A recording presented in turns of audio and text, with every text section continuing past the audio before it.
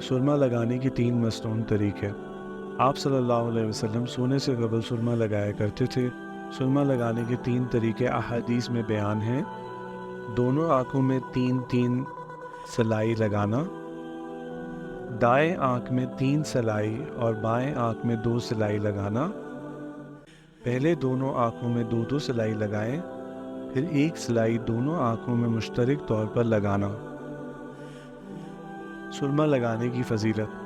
آپ صلی اللہ علیہ وسلم نے ارشاد فرمایا، عصمت سرما استعمال کرنا چاہیے کیونکہ یہ آنکھ کی روشنی کو بھی تیز کرتا ہے اور پلکیں بھی زیادہ اگاتا ہے۔